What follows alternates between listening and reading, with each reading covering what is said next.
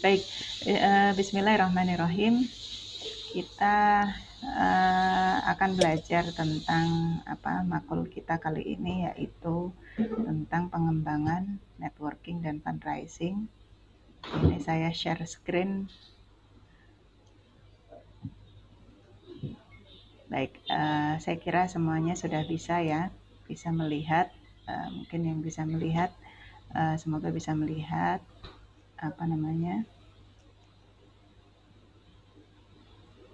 Oke. Baik, perkuliahan kita tentang teknik pengembangan networking dan fundraising. Yang ini sebetulnya mencakup apa? Sebetulnya ini kuliah ini lebih kepada kuliah lapangan. Yang secara umum kuliah ini tentang pembahasan secara umum tentang strategi pengembangan networking dan fundraising. Untuk apa sebetulnya ini diperlukan bagi mahasiswa pengembangan masyarakat atau ZAWA? Ini diperlukan untuk menunjang keberlanjutan dan keberlangsungan suatu program, baik itu program sosial atau program suatu lembaga. Yang artinya dalam materi ini kita juga akan mengkaji tentang pengembangan networking yang berbasis partisipatif, kemudian proses pengembangan networking, dan kemudian apa keuntungan dari networking dan fundraising itu sendiri. Nah, dari perkuliahan ini apa sih sebetulnya yang diharapkan? Setidaknya setelah perkuliahan ini, mengingat kamu ini sudah semester 5, kamu semuanya mampu membangun jaringan berbasis partisipatif, kemudian mengetahui teknik dasar pengembangan networking, dan juga bagaimana menjaga networking yang sudah terbangun itu, menjaga sustainabilitas, menjaga keberlangsungan dari jaringan yang sudah dibangun itu. Nah, kemudian sebetulnya apa saja sih yang akan kita bahas selama 1 semester ke depan ini? Mungkin secara garis besar kita akan bicara tentang apa itu networking dan juga fundraising. Kemudian kenapa networking dan fundraising ini diperlukan untuk mahasiswa pengembangan masyarakat dan juga mahasiswa manajemen zakat dan wakaf. Kemudian kita akan bicara tentang kewirausahaan sosial, atau mungkin kalau bahasa saat ini istilahnya social workers, atau kalau lebih keren lagi social inovator, ya kan, inovator sosial. Jadi kewirausahaan sosial dan pentingnya networking dan fundraising. Jadi kalau misalnya dalam kewirausahaan sosial, aktivitas-aktivitas sosial itu kan kita nggak tahu kan, kita mau mengembangkan dananya itu dari mana. Sulit juga ini. Makanya kita akan bicara soal itu. Jadi apa itu kewirausahaan sosial, dan bagaimana, apa pentingnya kewirausahaan, apa pentingnya networking dan fundraising dalam konteks kewirausahaan sosial. Nah, kemudian yang ketiga kita akan bicara tentang berpikir strategis membangun program yang mendorong partisipasi sosial. Jadi kamu membuat program sosial itu kan bukan untuk diri kamu sendiri toh, tetapi bagaimana program itu bisa bisa dijadikan spirit atau bisa menjadi rujukan tentang tentang program-program sosial lainnya. Kemudian jadi bagaimana program sosial itu bisa mendorong partisipasi orang lain. Artinya apa di sini? Kamu membuat program, kalau kamu membuat program sosial itu sendirian kan berat. Tetapi bagaimana program sosial itu, jadi berpikir strategis ini seperti itu. Jadi bagaimana program sosial itu, dengan program itu kamu bisa mendorong orang untuk ikut serta berpartisipasi. Kemudian kita juga akan bicara tentang networking dan fundraising strategi, analisa kondisi eksternal dan juga analisa kompetisi dan juga kerjasama. Apa sih kondisi eksternal ini, permasalahan sosial apa yang perlu kita address, yang perlu kita yang perlu kita lihat, dan juga kondisi internal, bagaimana kemampuan atau kapasitas jika kamu, kalau program sosial itu biasanya rata-rata tim ya. Bagaimana kemampuan tim kamu dalam addressing, dalam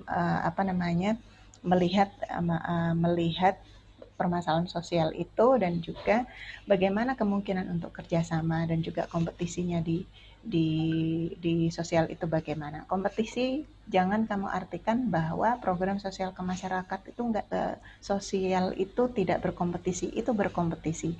Karena semua stakeholder itu saling berkompetisi untuk apa? Untuk membuat program-program sosial. Nah, bagaimana kamu bisa menganalisa kompetisi ini menjadi suatu dan menjadikan itu sebuah untuk membangun sebagai landasan kerjasama. Kemudian yang kelima kita juga akan bicara tentang analisa sumber daya, artinya bagaimana idealisme. Kemudian bagaimana kamu bisa membaca peluang yang strategis, kemudian kapasitas sumber daya yang dimiliki. Artinya kamu boleh punya visi yang panjang. Oh, saya akan membangun desa saya eh, sebuah kegiatan yang seperti ini. Tetapi kamu juga harus tahu diri. Kamu punya tim nggak? Di tim kamu ada punya kemampuan nggak? Nah, peluang-peluang inilah yang perlu dibangun. Kemudian yang lebih penting lagi yaitu kita akan bicara tentang perencanaan program yang berorientasi tujuan dan jangka panjang. Ingat, membuat program itu mudah, merencanakan program itu mudah, tetapi merencanakan suatu program yang sustainable, yang berkelanjutan dalam konteks yang berubah-ubah, dalam kondisi sosial yang sangat dinamis, itu tidak mudah. Makanya bagaimana perencanaan program itu bisa berorientasi dengan tujuan jangka panjang. Kemudian kita juga akan bicara tentang menentukan program strategis dengan pemanfaatan sumber daya, kemudian pembangunan networking berbasis partisipatif. Jadi bagaimana sih membangun networking yang partisipatif? Ini sebetulnya kamu ditantang nih dalam makul ini.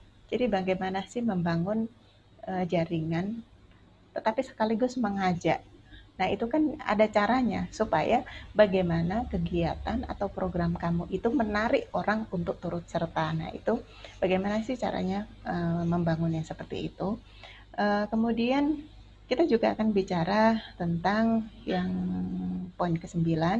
Kita akan bicara tentang media sebagai alat komunikasi. Jadi dalam kegiatan-kegiatan sosial, media ini penting karena media itu juga sebagai alat untuk advokasi publik. Jadi jadi kalau misalnya zaman sekarang ya, kita berbuat baik kalau misalnya kita posting di sosial media, mungkin kalau misalnya orang akan bicara, oh ini ria nih. Jangan pernah berpikir itu. Tetapi bagaimana kegiatan sosial kamu itu mungkin kamu harus berpikiran bagaimana kegiatan sosial itu bisa menginspirasi orang lain untuk menduplikasi kegiatan itu dalam konteksnya masing-masing. Nah, jariahnya ya di sini ini. Makanya itu menggunakan apa? Media sebagai alat komunikasi, media sebagai alat untuk untuk menyebarkan bahwa program-program sosial yang kamu lakukan itu memberikan dampak yang positif di masyarakat. Makanya di sini media berperan dalam hal apa? Baik itu berita, pelaporan, dokumentasi, dan juga advokasi. Nah, kalau tanpa ini kenapa? Ya nggak apa-apa sih sebetulnya. Memang nggak apa-apa, tetapi kan untuk mengajak orang berpartisipasi dalam program sosial kamu harus melakukan sesuatu yang itu bisa diakses publik, yang itu bisa dilihat track recordnya. Nah, inilah pentingnya media sebagai alat komunikasi dan informasi. Kemudian kita yang ke-10, poin ke-10 kita akan bicara tentang sponsorship. Apa itu sponsorship, bagaimana kita memaknai sponsorship itu, dan hal-hal yang perlu diperhatikan dalam pengajuan sponsorship. Jadi kita harus bisa melihat bahwa sponsorship itu nggak melulu yang berkaitan dengan dana, tetapi bagaimana misalnya mungkin kamu punya relawan yang itu dia kapasitasnya luar biasa, tetapi dia relawan mau bergabung di tim kamu untuk membuat suatu program sosial. Relawan itu artinya apa sih? Relawan itu artinya dia dia melakukan secara sukarela. Ini kan sponsorship.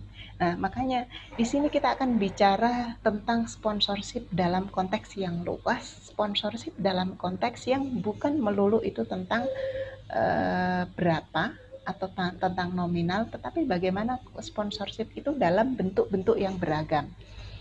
Kemudian kita akan bicara juga di poin ke-11, kita akan bicara tentang proposal dan teknik penulisan proposal, bagaimana juga tentang strategi penulisan proposal.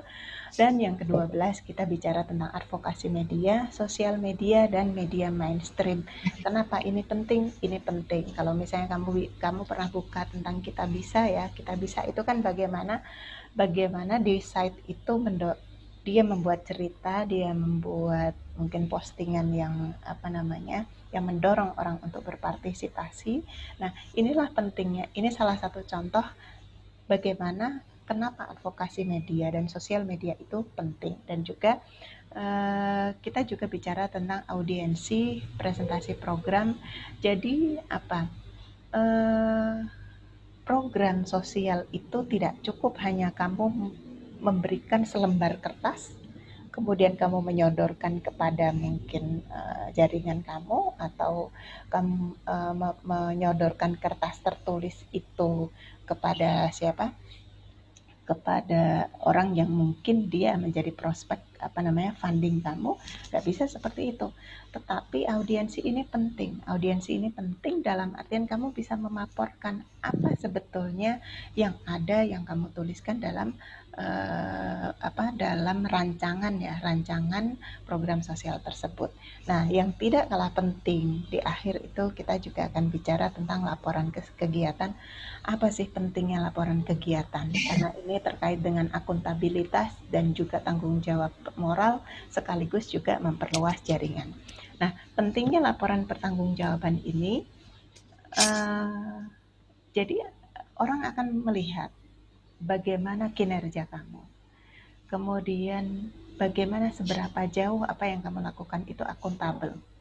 Kemudian di satu sisi adalah dari akuntabilitas itu juga tanggung jawab moral, karena selalu program sosial itu beranjak dari visi, dari misi sosial, yang artinya itu misi luhur untuk menjawab permasalahan sosial. Kemudian di sisi lain pentingnya untuk apa juga? Untuk memperluas jaringan. Artinya apa? Ketika ada lembaga lain ingin bekerja sama dengan kamu, ya kan? Pasti dong akan bertanya, dia sudah melakukan apa yang sudah dia lakukan, program-program sosial apa yang sudah dilakukan. Sehingga dari sini akan terlihat siapa yang sudah melakukan dan siapa yang belum melakukan. Makanya jangan pernah kamu berkecil hati untuk memulai dari hal-hal yang kecil. Karena hal-hal yang kecil itu jika kamu lakukan berkelanjutan, istiqomah atau konsisten ya, itu akan lahir hal-hal yang besar. Karena program-program sosial itu bukan program yang kemudian dirancang satu malam setelah itu selesai, tetapi bagaimana program sosial itu adalah harapannya itu adalah membawa dampak positif dan juga untuk mengatasi permasalahan-permasalahan yang ada di masyarakat, dan yang itu di ditulis dalam bentuk kegiatan yang integratif yang bisa bisa mengundang orang untuk turut berpartisipasi. Nah, mungkin ini yang kita sedikit banyak yang kita akan pelajari selama 1 semester ke depan. Jika mungkin kamu ada pertanyaan, mungkin silakan.